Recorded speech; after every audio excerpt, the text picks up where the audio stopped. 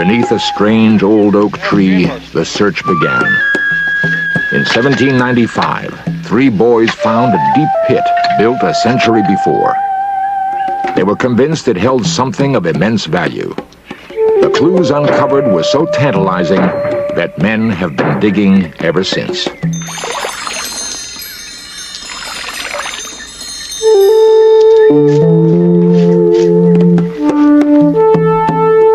Today, 2 centuries later, the search continues for the buried treasure of Oak Island.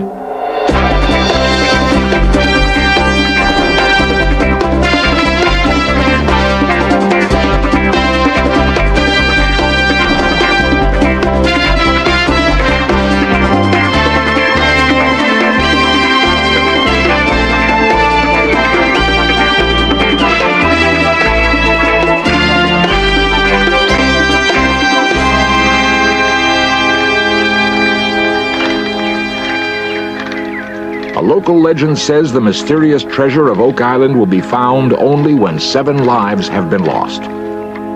The treacherous money pit has already claimed 6.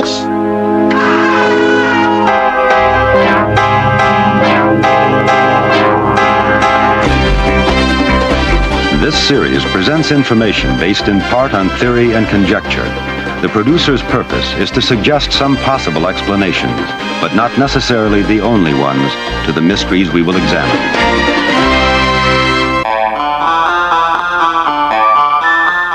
One of the world's most elaborate treasure hunts is presently underway on Oak Island off the east coast of Canada. In the 1600s, the waters of Nova Scotia were a haven for pirates, eluding British and Spanish pursuit. Most searchers have assumed the brilliant buccaneer, Captain Kidd, chose Oak Island to conceal a priceless treasure. Others have expected to find Spanish gold plundered from Mexico and South America. Still others believed the lost crown jewels of Marie Antoinette had been buried there. As early as 1720, strange lights had been seen at night on the island's coast. 2 fishermen who went out to investigate vanished. So for nearly a century after, everyone kept his distance from the uninhabited island. The mainland farmers considered it taboo. Finally, in 1795, 3 brave farm boys set out on an adventure which In Search Of has recreated.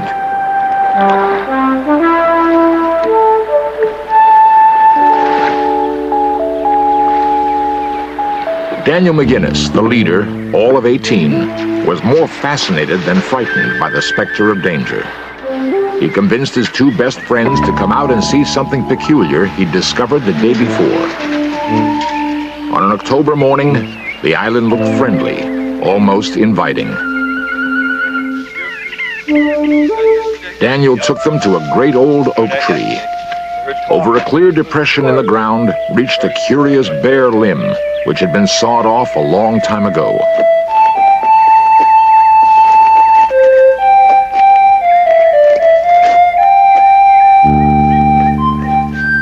The limb had obviously been used to hoist something very heavy. Let's dig. It must be pirate treasure. They planned to have it up and be home by lunch. But they hit flagstones set in a circular pattern made of rock not found on the island. This was the first of many puzzling barriers to their search. 10 feet down, they struck what sounded like a wooden treasure chest.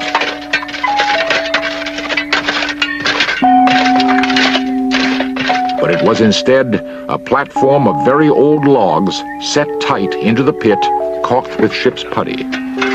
They also noticed pickaxe marks in the hard clay walls. Clearly, they were re-excavating a very old shaft.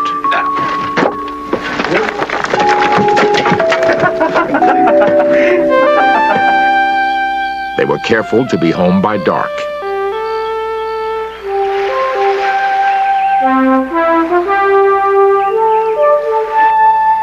Days later, they got down to 20 feet and hit another log platform. There was no way they could have known, but this wood has since been carbon dated to 1575, the era of the Spanish conquest. Weeks later, yet another layer at 30 feet, and winter was coming. With only picks and shovels, the boys had dug as deep as they could, but they weren't ready to give up. They convinced their neighbors that what they had found could make them all rich. In the next few years, a doctor named Simeon Linz raised enough money for a major excavation. Whoa! Whoa! Back over there, whoa! Back! Whoa! Back! Oh. Back! G! Back! Every 10 feet, they struck another log platform with layers of charcoal and ship's putty, all the way down to 90 feet. If there were treasure, it was buried not only deep, but ingeniously. It was late one day when they found the strangest clue of all.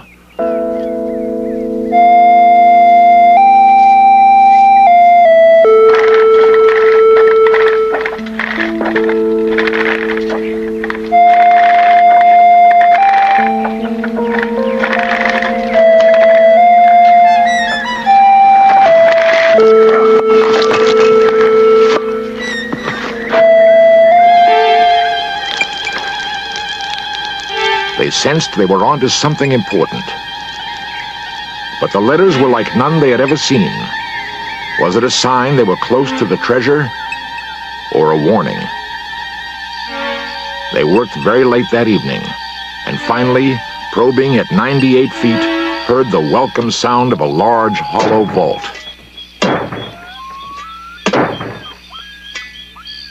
Night forced a halt. Returning at daybreak, they fully anticipated being rewarded for what had become 8 years of hard labor.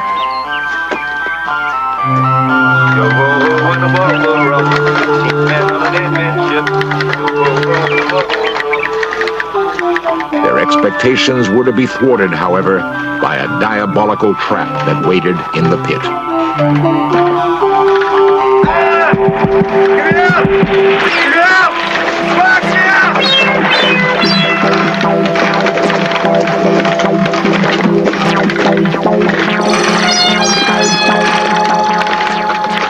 30 feet down, Guinness had fallen into water. At least 60 feet of water had somehow filled the pit during the night.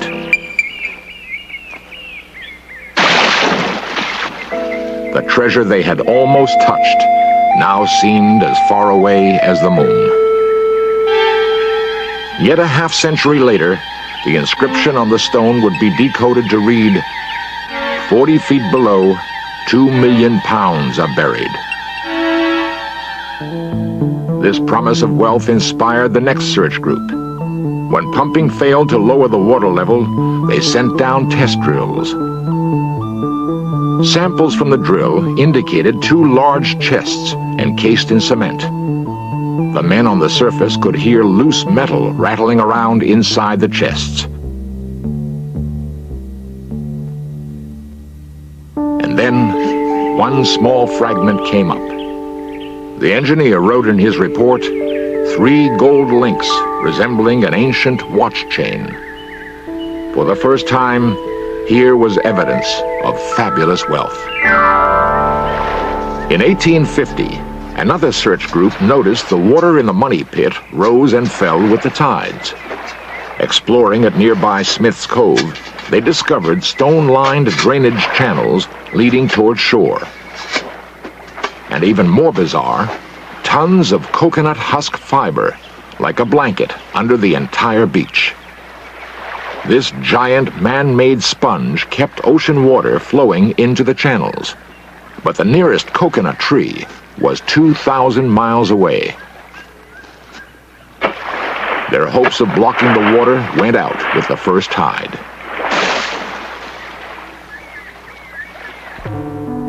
Frederick Blair, a Nova Scotia insurance salesman formed another search party in 1893. Their worst suspicions were confirmed. They found the stone channels led all the way from the beach to the money pit. No wonder they could never pump it dry.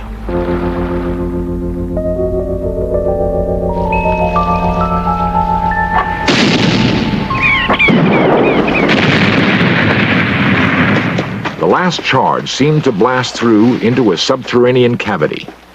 They hoped this had finally stopped the flow of water. To check the results, they poured concentrated dye into the money pit and kept a close watch on the shoreline. The dye came up, but to their amazement, on both sides of the island. They finally realized the entire island had been engineered to continually flood the money pit.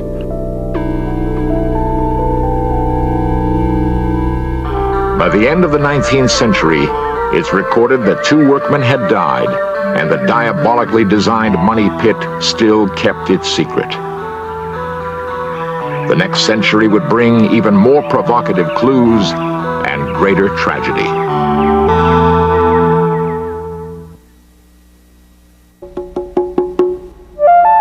For 300 years, Oak Island has been a focal point for greed and curiosity.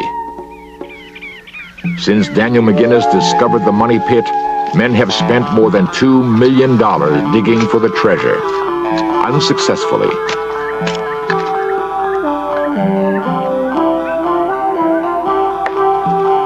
Perhaps as intriguing as the treasure itself is the question, who took such elaborate means to conceal it? Maybe Blackbeard had Oak Island in mind when he boasted, "I've buried my treasure where none but Satan and myself can find it." Before he could recover it, however, he met an untimely death. All that coconut fiber suggests South America. One theory holds that a Spanish galleon wrecked on Oak Island had to conceal a fortune in Mayan or Inca gold. Others believe the lost crown jewels of France were buried here. When Marie Antoinette was guillotined, it's known that her lady-in-waiting escaped across the Atlantic to Nova Scotia. One search party in 1909 was convinced of this theory. Among the diggers, a young lawyer on his summer vacation, Franklin Delano Roosevelt. Recent scholarship, however, has proven the jewels never left France. In 1937, Gilbert Hedden, a New Jersey millionaire, came upon what appeared to be an authentic treasure map. In an obscure book called Captain Kidd and His Skeleton Island, he found a map that curiously resembled Oak Island. But more important, it included specific bearings and measurements.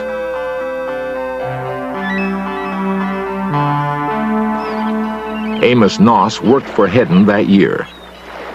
He recalls how they studied the Kidd map and searched the underbrush south of the money pit. I got a pick and a shovel, and I went down. Boy, it was hot. Flies, mosquitoes and things bother you. But anyhow, I went around. He told me within 50 feet or so where he thought it was. So I kept trying and trying, and finally I struck a rock. 2 or 3 rocks I kept trying with the pick, you know. And I tore up the sod, which is about, I don't know, probably 4 or 5 inches over the top of the stone. And I uncovered the thing, and I went up one side, and I knew I had something then. I got to the point, there was none any further, so I came back on the other side, and I had what he was looking for. Noss had uncovered a large triangle of stones.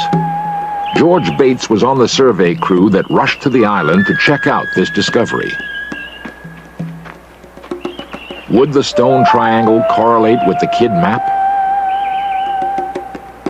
They sighted from boreholes found in 2 large boulders. Then, they took exact readings from the map, which used the old English system of rods. 18 west and by 7 east on rock, 30 southwest, took them precisely to the stone triangle. Then, 14 North Tree. The triangle pointed exactly due north, towards the money pit. This seemed to confirm that the Kidd map did mean that treasure was in the vicinity. Then, events took a bizarre turn. The book's author came forward and claimed that he had fabricated the Kidd map. Was he trying to conceal his sources? Or was the correlation between the map and Oak Island really an incredible coincidence? Because if that were the case, the money pit itself could be a complete hoax. Montreal journalist Darcy O'Connor is considered the leading expert on the Oak Island enigma. I have seen the coconut fiber that has been brought up. I have seen reports by the Smithsonian and by independent botanists stating it's definitely coconut fiber. I have seen carbon dating results that Triton has gotten showing that it's several hundred years old, that it's not glacial wood they're finding under the ground, that the metal they're finding is pre-1750 and it's coming deep from under the ground. So there's no possible way it's a natural phenomena or a hoax. Someone was there at some time, and I can only assume to bury something of great value. 92-year-old Mel Chappell bought Oak Island in 1950 because he's also convinced of the existence of a treasure. He's intrigued by what his father discovered in the money pit in 1897. Well, when his chisel drill that they were using encountered at around 153 feet, what appeared to be stone or concrete for a few inches, then underneath wood, and they pulled the chisel drill up and put on an auger and bored through 5 inches of wood. The chips came up, and when they pulled up the auger, this little fuzzy stuff was on the screw of the auger, and when they washed it out and cleaned it up and straightened it out, it turned out to be this piece of parchment. Mel Chappell preserved this fragment of parchment no larger than a dime. Clearly, there is writing on it. Such clues have sustained belief in a buried treasure.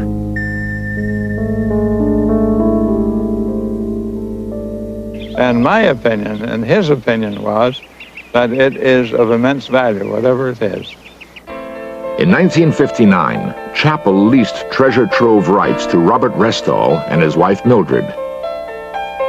They gave up their careers as circus daredevils to move to the island, where Restall was convinced he would find the treasure and make a fortune for his family. He had no wealthy backers and no elaborate equipment. But his obsession carried him and his 2 boys through 6 years of back-breaking toil. Restall and his older son would work all day and talk about pirates all night. They became driven, mesmerized by the prospect of treasure. Mrs. Restall recalls their isolated life. Well, you had to draw your water from a pond. And of course, no electricity, no radio, no television. We had acetylene lamps. And we had a gas stove for cooking. And that's it. I think I was closer to my boys because of our isolation than I would have been living on the mainland. Not mother and sons. We all became friends to one another.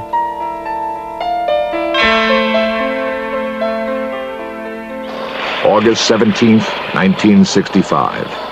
An old pump was draining a 27-foot shaft. No one knows for sure, but deadly carbon monoxide may have collected in the pit. Robert Restall was starting down when he suddenly became dizzy. Bobby thought his father had suffered a heart attack and rushed down to save him. 2 other workmen failed to realize what was wrong and also toppled in. Now to get up, but be careful, be careful. The autopsy report read, death by drowning. Mildred Restall now lives alone, still within sight of Oak Island. At the time, I was up in the cabin, And I know it was after lunch, and I was expecting my husband to come up any time. And Rick came back to the cabin, passed the one that I was in, and went to his own cabin, the one he shared with his brother. And I thought that was rather odd. Why would he do that? Why wouldn't he come in and tell me that my husband would be up soon or something? And I waited a few minutes and then went down, and by then it was all over. And that's when I learned that my husband and son and 2 other men were dead. I have an idea that he thinks, at least at that time, he thought he was pretty close. And what he thought and what it was, I don't know. He didn't tell me. I didn't ask.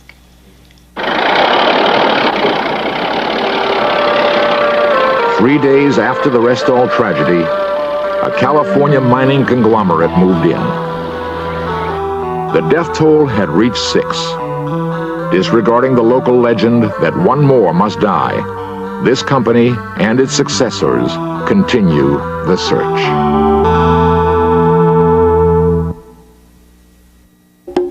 After 300 years, the secret of Oak Island has eluded all the resources of modern technology. But treasure hunters persist. The present company has dug down to 230 feet and is prepared to spend $3 million scooping out the entire end of the island if necessary. Whether it's one man with a pick and shovel or a giant corporation with dynamite and bulldozers, an unflagging obsession has drawn treasure hunters to Oak Island. Whoever conceived and executed the fiendish money pit so far has managed to outwit them all.